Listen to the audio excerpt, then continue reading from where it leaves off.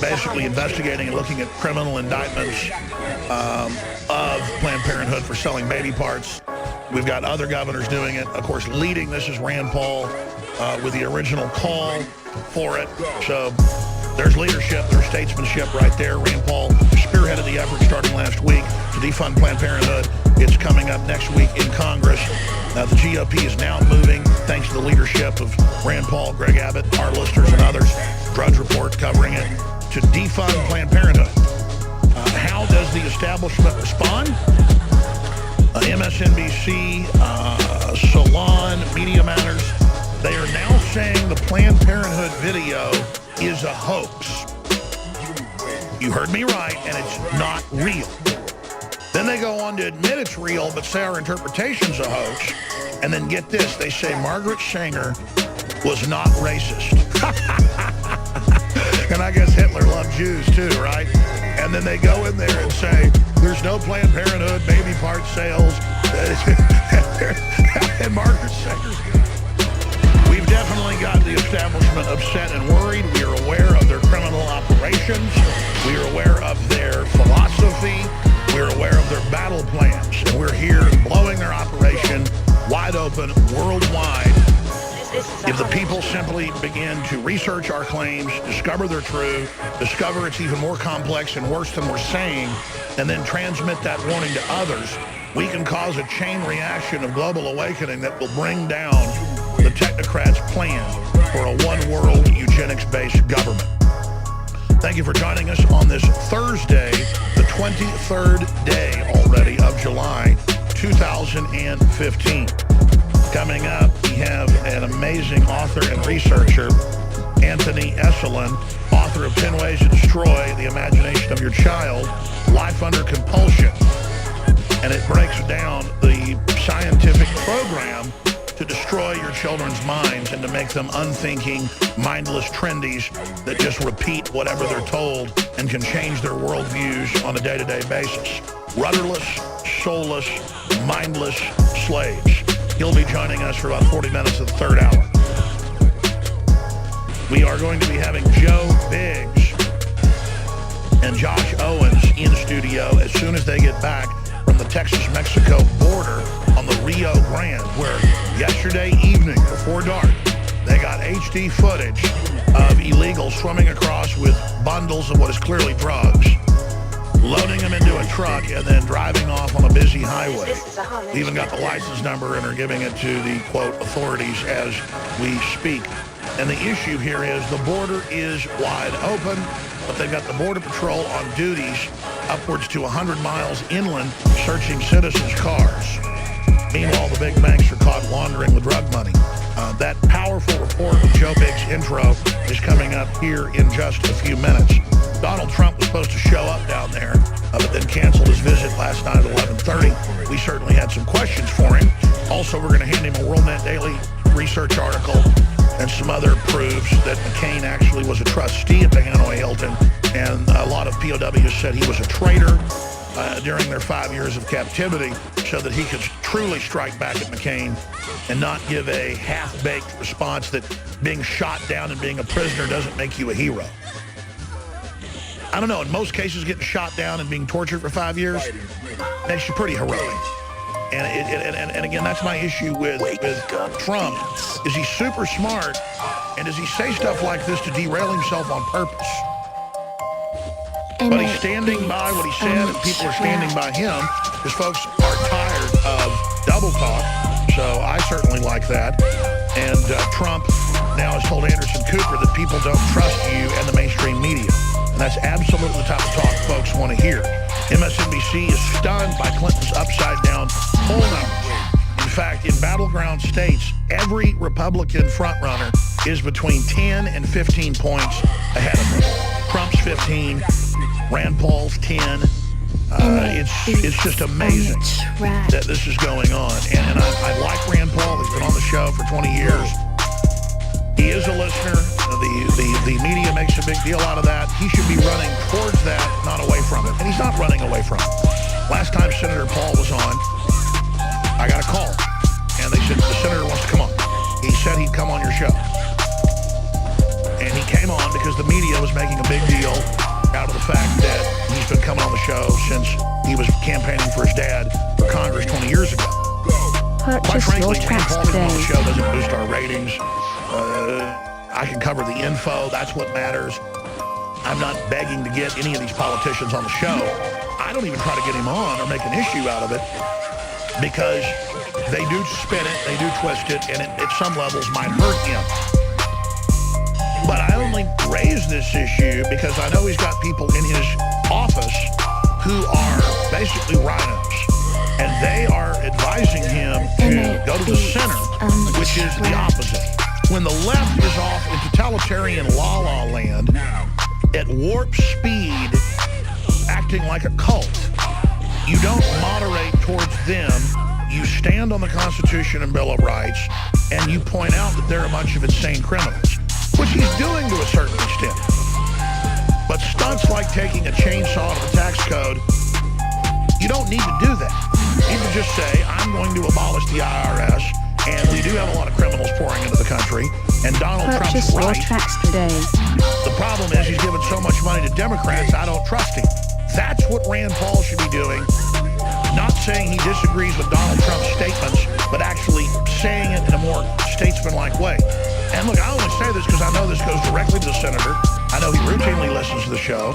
And it just, if he wants to be president, I know he's a gentleman. And I know that he's a good guy and a classy guy. He needs to get aggressive.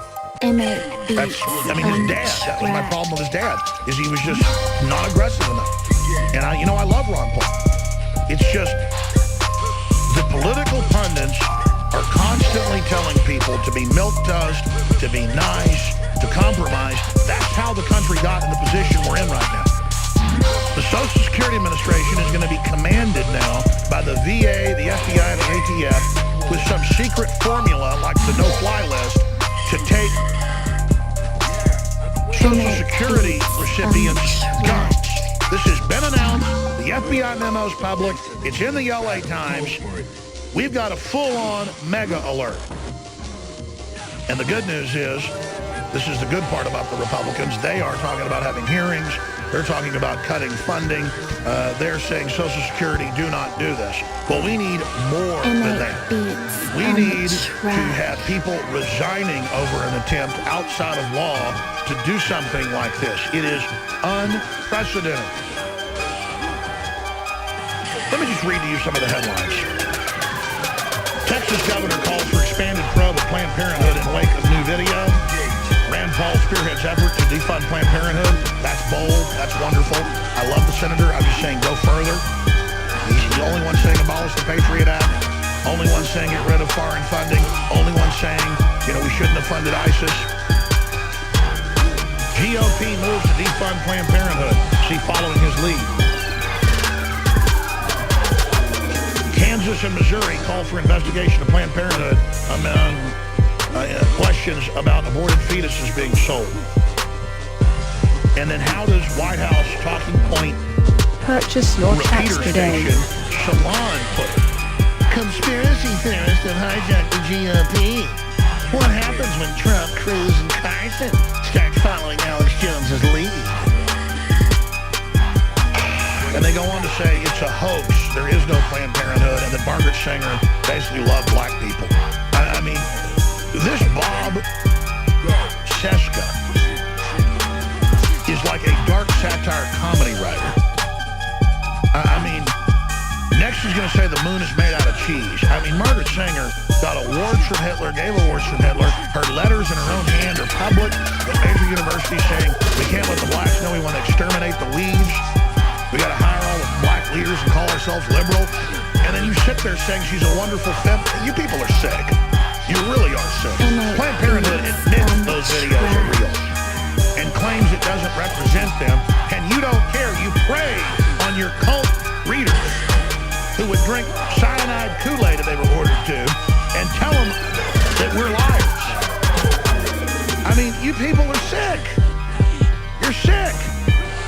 This is the publication calling for me to be arrested or shut off the air. They're totalitarians. Here's another one. We have video of this. I'm going to play it later. Liberal tolerance, transgender threatens to put conservative pundit in the hospital on live TV.